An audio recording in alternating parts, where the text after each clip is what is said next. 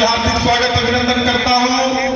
बांदा चित्रकूट के लोकप्रिय सांसद, वर्तमान में भारतीय जनता पार्टी के प्रत्याशी श्री आर.के. सिंह पटेल जी का भी मैं हार्दिक स्वागत अभिनंदन करता हूं। माननीय विधायक नरेंद्र श्रीमती मणि वर्मा जी का भी मैं हार्दिक स्वागत अभिनंदन करता हूं।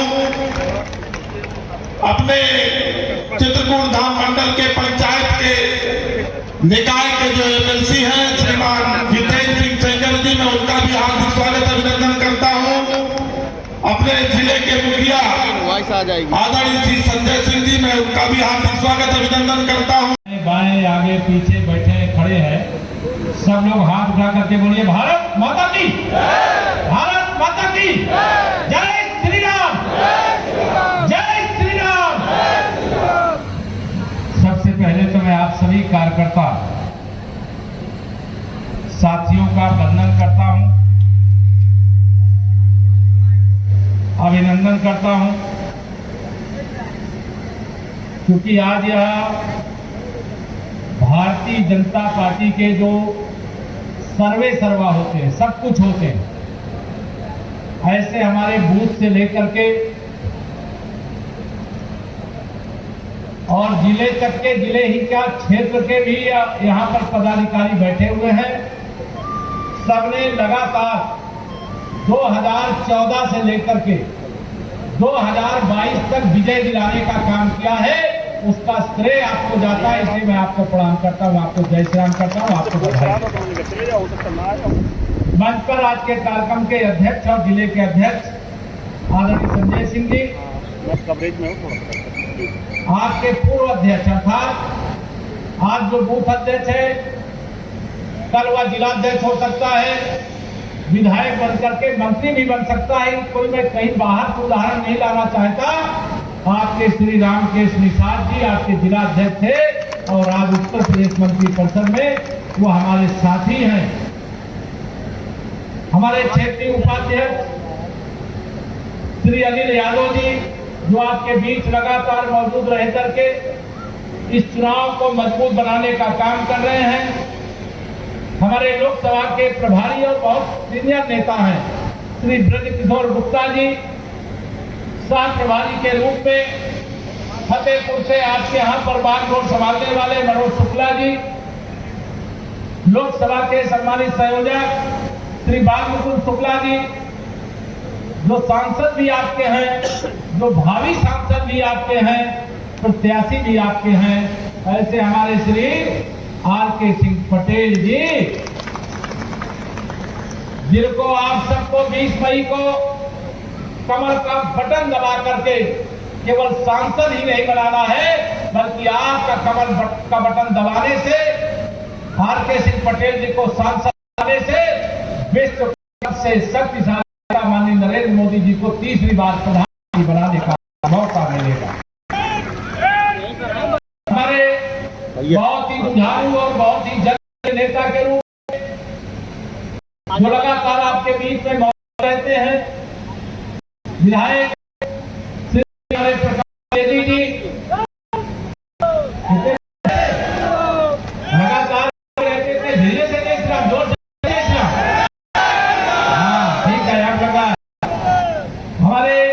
विधायक बहन मणि वर्मा जी, विधान परिषद के सदस्य श्री जितेंद्र सेंगर जी, हमारे जिला पंचायत अध्यक्ष सुनील जी, विधानसभा के प्रभारी और सहयोगी अनिल गुप्ता जी, राजकुमार राज जी, हमारे पूर्व विधायक आदरणीय चंद्रपाल कुशवाहा जी, तो मैं अधूरा रहेगा, लिख करके मुझे तो मैं बीच में अलग से नाम उनका सबका होगा।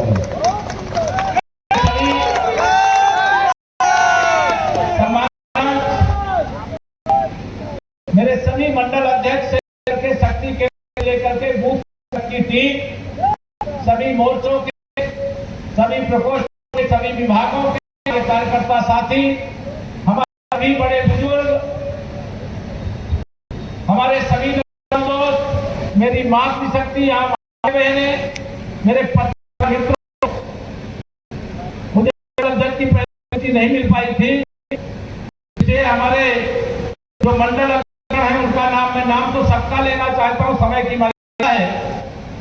तो हमारे पार्टी के उनका नाम ले लूंगा तो मुझे लगेगा मैं अध्यक्ष तक का नाम ले लूंगा। सहमत हो? हमारे जो महुआ मंडल के अध्यक्ष रामकृष्ण शुक्ला जी, हमारे उत्तरी के जो अध्यक्ष हैं राजेश गुप्ता जी, जो दक्षिणी मंडल के अध्यक्ष राकेश गुप्त दत्तू जी, यही लोग हैं। संडा के हमारे रंजीत जी शायद उपस्थित हो पाए होंगे कि नहीं। कहाँ रंजीत जी? अच्छा, व्यवस्थित कंधों पर बोझ है। चलिए कोई बात नहीं, कार्यकर्ता मित्रों, बातें बहुत। भारतीय जनता पार्टी विश्व सबसे बड़ी पार्टी है कि नहीं है? भारतीय जनता पार्टी पूरी दुनिया में तो कोई है ही नहीं। पूरी दुनिया में भारतीय जनता पार्टी कोई पार्टी नहीं है। भारतीय जनता पार्टी जो विश्व की सबसे बड़ी पार्टी है, उसको सबसे बड़ी पार्टी बनाने वाले आप सब कार्यकर्ता मेरे भी। इसलिए आज बूथ अध्यक्षों के इस कार्यक्रम में मैं बचपन से गीत गाता आता रहा। राष्ट्रीय स्वयंसेवक संघ का स्वयंसेवक शाखा से लेकर के आपने कहीं न कहीं गाया होगा।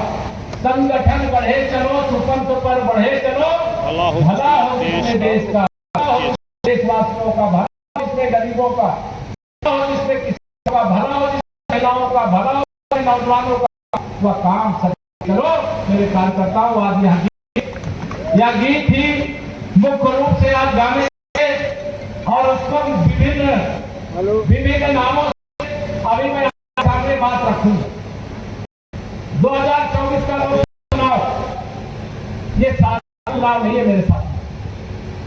2024 का लोकसभा चुनाव आजादी के बाद से लेकर के अब तक जितने चुनाव हुए हैं उन सबसे बड़ा चुनाव है, क्योंकि 2024 का लोकसभा चुनाव जीतने के बाद माननीय नरेंद्र मोदी जी के तीसरी बार प्रधानमंत्री बनने के बाद हमारा देश 5 साल आगे नहीं जाएगा, बल्कि हमारा देश 100 साल आगे बढ़ जाएगा।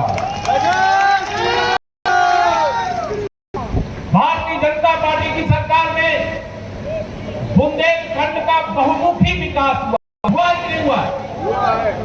चतुर्दिक विकास हुआ है कि नहीं हुआ? गरीब की भलाई हुई है कि नहीं हुई है? को सम्मान निधि मिली है कि नहीं मिली है? माताओं बहनों का सशक्तिकरण हुआ है कि नहीं हुआ है? नौजवानों के रोजगार के रास्ते खुले हैं कि नहीं खुले हैं? अगर बुंदेलखंड के बारे में 2000 से पहले कहें या 2017 से पहले कहें, क्या बुंदेलखंड में घोटाला था, भ्रष्टाचार था, चारों तरफ लूट थी, गरीबों के नाम पर योजना बनती थी, सड़क के नाम पर पैसा आता था, सब खा जाते थे, मौके पर कुछ भी नहीं होता था। जब आपने माननीय नरेंद्र मोदी जी को हिंदुस्तान का प्रधानमंत्री बनाया तो उन्होंने कहा आज सभी की ताकत के बल भ्रष्टाचार मुक्त भारत बनाएंगे, भ्रष्टाचार मुक्त खंड बनाएंगे। असर क्या है? नगर लेकर के पैसा आएगा तो आपको पूरा देगा। मोदी जी ने देश 52 करोड़ के खाते दिए, जो भी पैसा है उसे दो, चाहे दो, सीधा खाते भेजने का काम करो। अकेले नरेंद्र मोदी जी के नेतृत्व में केंद्र सरकार ने देश के लोगों के खाते में 34 लाख करोड़ रुपया भेजा है। और आप सब ध्यान रखना, अगर ये वाले होते, जिनका फार्मूला था 100 रुपया में से 85 रुपया और 15 लोगों तक पहुंचाओ, 34 लाख करोड़ लोगों को बांटने के लिए इनके हाथ में होता तो आपको मिलता 5 लाख रुपया। 29 लाख का एक और ऐतिहासिक घोटाला जो विश्व का सबसे बड़ा घोटाला साबित करने का काम। मेरे भाई बहनों, 2024 से पहले मैं 2017 से पहले की बात आपसे करता हूं, जब उत्तर प्रदेश में समाजवादी पार्टी की सरकार थी और 2012 से पहले जब समाजवादी पार्टी की सरकार थी। इन दोनों सरकारों के कार्य को याद करिए, किस प्रकार से उत्तर प्रदेश में आ रहा थी, किस प्रकार से भ्रष्टाचार, किस प्रकार से गरीबों का हक लूट रहा था। लेकिन आपने जब भाजपा के चुनाव निशान कमल के फूल का बटन दबाया, मोदी जी को देश का प्रधानमंत्री बनाया। जब 2017 के विधानसभा चुनाव का बटन दबाया, योगी आदित्यनाथ जी के नेतृत्व में यूपी में भी भाजपा की सरकार बनाया, तो मैं गर्व से कह सकता हूं कि हमने देश को माननीय मोदी जी के नेतृत्व में, उत्तर प्रदेश को आदरणीय योगी जी के नेतृत्व में, बुंदेलखंड को आप सबके नेतृत्व में कमल के फूल की तरह खिलने का काम किया। इसमें कोई शंका नहीं होनी चाहिए। प्रधानमंत्री जी का भाषण आप सोशल मीडिया में सुनते हैं। उन्होंने कहा कि अभी जो 10 साल आपने देखा है बाकी है, पूरी पिक्चर बाकी है, जो 4 जून को 4 बजे 400 पार होते ही दिखाना शुरू कर दूंगा। देखना चाहोगे वो पिक्चर नहीं देखना चाहोगे? आज जो गरीब आदमी है बताइए, अगर माननीय नरेंद्र मोदी जी नहीं होते तो 4 करोड़ गरीबों को प्रधानमंत्री आवास मिलता है, 2 लाख बताइए मिलता है। माननीय नरेंद्र मोदी जी को आपने प्रधानमंत्री बनाया होता तो बुंदेलखंड में हर प्रकार से जल पहुंचाने की योजना थी क्या? अगर माननीय नरेंद्र मोदी जी को प्रधानमंत्री नहीं बनाया होता तो प्रधानमंत्री गरीब कल्याण अन्न योजना का राशन अभी तो आपको मिल ही रहा है, आगे और 5 मिलेगा। संभव था क्या? गरीब आदमी बीमारी पाल करके बैठा रहता क्योंकि इलाज कराने के लिए पैसा नहीं होता था। माननीय नरेंद्र मोदी ने 5 लाख रुपया तक का इलाज कराने के लिए परिवार की रक्षा करने का काम किया था। मैं जानता हूं, आप भी जानते होंगे, हजारों ऐसे बीमार लोग बड़ी बड़ी बीमारियां थे, आयुष्मान कार्ड उनको उसका इलाज करा करके आज वो स्वस्थ है। बताइए सही है क्या? माननीय नरेंद्र मोदी जी के वाली सरकार उन्होंने कहा 4 जून 4 बजे 400 पार होने के बाद जो सरकार का तीसरा साल शुरू होगा, 70 साल और उससे ऊपर के बुजुर्गों के लिए 5 लाख रुपया तक का इलाज साल में कराने की व्यवस्था, ये मोदी जी की घोषणा है और गारंटी है। अभी भी बहुत लोग होंगे मेरे बूथ अध्यक्ष, आप सत्ता के बीच में रहते हो, कई लोगों को प्रधानमंत्री आवास की अभी उनको नहीं मिला होगा। ऐसा है कि नहीं है? मोदी जी ने कहा है कि 3 बार मोदी सरकार का मतलब है 3 करोड़ और प्रधानमंत्री आवास बनाने का काम करेंगे। और मैं यहाँ मंच पर बैठे हुए के सामने अपने बूथ अध्यक्षों से कहना चाहता हूं, जो पात्र है जिनको लगता है कि प्रधानमंत्री आवास मिलना चाहिए, गारंटी गाड़ी गई थी, लेकिन सूची बना के आप देना और जो बेघर होगा उसको घर देने का काम। या मंच, यहाँ मंच पर बैठे आपके प्रदेश सरकार में जो केस दी है और केसों पर कार्यकर्ताओं को विश्वास दिलाता है कि जो आप वादा करोगे वो आपका नहीं होगा, वादा या पूरे मंच का होगा और उस वादा को पूरा करने की जिम्मेदारी निभाने का काम किया जाए। जय श्री राम, जय श्री राम। हमारा कार्यकर्ता ही सब कुछ है। मुझे लगा दूसरी बार प्रदेश का उप मुख्यमंत्री बनने का अवसर मिला है, लेकिन मैंने कार्यकर्ता बड़ा अपने को नहीं माना। मैं ऊपरी अपने को बाप में मानता हूं, को भारतीय जनता पार्टी का कार्यकर्ता पहले मानता हूं। मेरे कार्यकर्ताओं का सम्मान हो, कार्यकर्ताओं की पहचान हो, कार्यकर्ता हमारा मजबूती से पार्टी को आगे और कार्यकर्ता भी आगे, जिम्मेदारी है। कहना चाहता हूं, कई बार स्थितियां आती हैं, चुनाव है लोकसभा, विपक्षी दल के लोगों से सब कह रहे हैं कि हम चुनाव में इस सीट में लड़ रहे हैं, इस सीट जीत रहे, उसको जीत रहे। अरे मुझे बताइए, 2014 लोकसभा चुनाव में यूपी किसकी सरकार थी? 2014 लोकसभा चुनाव हुआ, यूपी में समाजवादी पार्टी सरकार थी कि नहीं?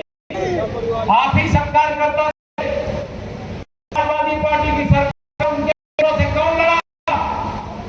आप लोगों ने लड़ करके फूल किया था।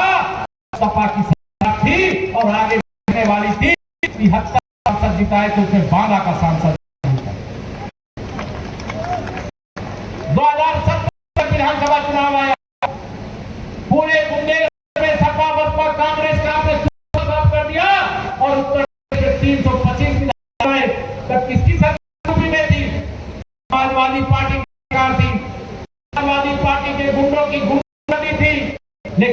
आपने 3 विधायक जिता दिए, आप हनुमान की तरह शक्तिशाली हो मेरे मित्रों, ये ध्यान रखना। हनुमान के लिए गोस्वामी दास जी ने लिखी है, वही कहा विश्राम। भारतीय जनता पार्टी के कार्यकर्ताओं के लिए राष्ट्र काल की नहीं मिला मोही विश्राम, पार्टी बूथ पर जिताएगा मोही कहा विश्राम। यह लक्ष्य लेकर जाना 2014, 2017, 20 तो 2022 को आप सबसे बड़े अंतर से सकते हो, वोटों से देने का काम कर सकते हो। 2019 में मैं भी पूछ रहा हूं तेजी से कि 2019 में कितने से था आप लोगों ने जी को, मुझे बताए 60 जिताए थे। कब? सपा बसपा गठबंधन था। आज सपा बसपा का गठबंधन क्या? सपा बसपा गठबंधन के बिना गठबंधन करके नहीं सकी, गठबंधन करके जीत सकते क्या? बिना गठबंधन जीत सकती है क्या? 2022 का विधानसभा चुनाव हुआ जब समाजवादी पार्टी के पूर्ण दावा था कि 400 सीटें रहे, था कि नहीं था? आपने सपा के गठबंधन के बाद सिंह पटेल जी को कमल के फूल पर बटन दबा मोदी जी को प्रधानमंत्री बनाने के लिए भेजने का काम 2022 लग रहा था कि समाजवादी पार्टी के लोगों का बयान देख करके दिया, बहादुर अखिलेश यादव जी का बयान देख करता था कि वास्तव में ज्यादा सीटें तो नहीं जीती, लेकिन जब मैंने प्रदेश का दौरा किया तो पता चला साइकिल पंचर रहे। और बसपा उत्तर प्रदेश के विधानसभा चुनाव में केवल एक जिता पाई विधायक, वो अभी 4,000 या 5,000 वोटों से 4,000 वोटों। अब सपा बसपा और कांग्रेस की कोई हैसियत उत्तर प्रदेश की समिति में नहीं है। समाजवादी पार्टी अगर गुंडों अपराधियों की पार्टी है, तो बसपा कांग्रेस सहित ये सारे के सारे भ्रष्टाचार के दलदल में डूबे हुए की पार्टी है। और गरीब गुंडों की पार्टी है बसपा, तो गरीबों की भाजपा नहीं है। गुंडों अपराध की पार्टी सपा, बसपा कांग्रेस, तो किसानों की पार्टी, जवानों की पार्टी, माताओं बहनों की पार्टी, बुजुर्गों की पार्टी भारतीय जनता पार्टी है। और हमारे प्रधानमंत्री श्री नरेंद्र मोदी जी वो गरीबी का जिए हैं मित्रों, गरीब मां के बेटे हैं। गरीबों का दर्द दूर करने का काम अगर गरीबी के जीवन प्रधानमंत्री ने अपने जीवन में नहीं दिया होता तो गरीब का जितना दर्द के नेतृत्व में 10 में दूर हुआ, कांग्रेस और सपा बसपा से दलों के 60 साल के शासन में उसका 10% भी काम नहीं। सही है कि गलत? अब 2024 के लोकसभा चुनाव में जब सपा बसपा कांग्रेस ये आईसीयू में हुए, कहां पड़े हैं? आईसीयू में हुए हैं। इनको तनी भी ऑक्सीजन न मिलने पर या समाज का, देश का को बर्बाद करने का काम करेंगे। अभी जानकारी में आपको अगर देश में 50 पहले 2000 नरेंद्र मोदी के नेतृत्व में भारतीय जनता पार्टी सरकार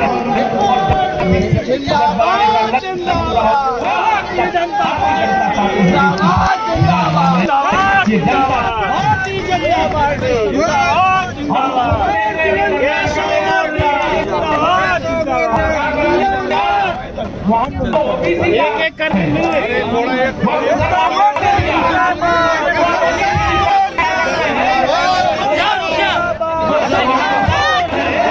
लाइन अप कर लीजिए।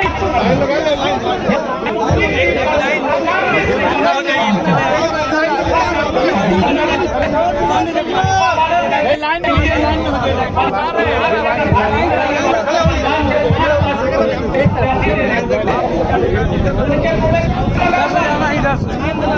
भारतीय जनता पार्टी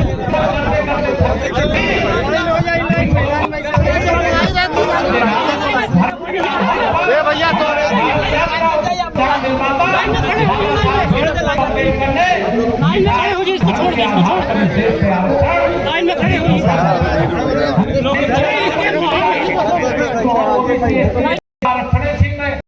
ये कर्नाटका ओबीसी एसटी का अधिकार का एक मॉडल खड़ा किया गया।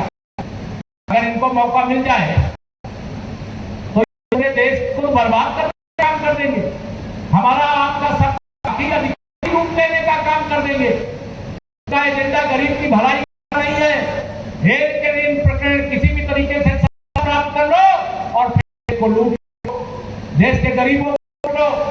उनके एक नेता जो उन्होंने कहा कि जब कांग्रेस की सरकार बन जाएगी, सपा बसपा सभी दलों के समर्थन देश में, तो क्या करेंगे?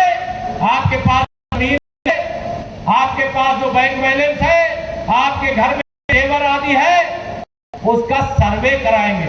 और सर्वे करा करके अमेरिका का कानून है, जिस कानून के अनुसार वहां कोई व्यक्ति जीवन भर में अगर लाख करोड़ कमाए, 10 करोड़ कमाए, के बैंक में जमा करता है, तो उसके मरने के बाद उसकी आधी जमीन, आधा मकान, आधा बैंक बैलेंस, आधा जेवरात सरकारी खजाने में जाता है। आप इस प्रकार का फार्मूला लेके आ रहे हैं। मेरा भारत बाबा साहब के संविधान से चलेगा कि अमेरिका के कानून से चलेगा, ये ध्यान रखना। और ये कहते हैं भारतीय जनता पार्टी 400 सीटें जीत गई तो संविधान लोकतंत्र में पड़ जाएगा। तो ध्यान रखना, न संविधान को कोई खतरा है, न लोकतंत्र को कोई खतरा है। खतरा है सपा के राजनीतिक भविष्य को खतरा है। खतरा है श्री राहुल गांधी, श्री अखिलेश यादव जी, बहन मायावती जी के राजनीतिक भविष्य का खतरा है। मैं आप सबको आह्वान करना चाहता हूँ, निवेदन करना चाहता हूँ, 2024 चुनाव में चूंकि बूथ अध्यक्षों का आपके कार्यक्रम हुए, कल नामांकन भी है। नामांकन से अगर मुझे मालूम होता तो कार्यक्रम को रखने की कोई बहुत जरूरत नहीं थी, लेकिन आज कार्यक्रम रखा है, कल नामांकन में भी जाना है। इसे लंबी बात करके इतना ही निवेदन करूंगा। माननीय प्रधानमंत्री जी, अभी राष्ट्रीय महाधिवेशन हुआ था भारतीय जनता पार्टी का दिल्ली में। क्या बहुत लोग जो उसमें गए होंगे, कौन कौन लोग गए थे? माननीय मोदी जी ने भारतीय जनता पार्टी के नेतृत्व ने कहा था कि जब हम बहुमत में आएंगे तो जम्मू कश्मीर से 370 हटाएंगे। बताइए हटाया कि नहीं हटाया? दोनों हाथ उठा के बताओ, हटाया कि नहीं हटाया? भारतीय जनता पार्टी बहुमत में आएगी। हमारे प्रधानमंत्री ने कहा था अयोध्या में का भव्य मंदिर बनवाएंगे। बताइए भव्य मंदिर बनवाया? जो लोग सब हाथ उठा रहे बताइए, भगवान राम की बनाया। मोदी ने जो वो किया कि नहीं किया? अगर मोदी ने कहा है वो किया है। मोदी जी जो हम आपसे कह रहे हैं, कार्यकर्ताओं से कहा है, वो हमें करना चाहिए, क्या चाहिए? दोनों बताओ, करना नहीं करना चाहिए? मोदी जी ने कहा है 370 मैंने हटाया है। मेरे कार्यकर्ता को मेरा मैं मोदी जी का प्रणाम आप सबको निवेदन कर रहा हूं। और उन्होंने कहा है हर बूथ जितना वोट 2019 के लोकसभा लूंगा, 2019 के लोकसभा था, उसमें अपने बूथ के अंदर 370 और वोट देना। कितना?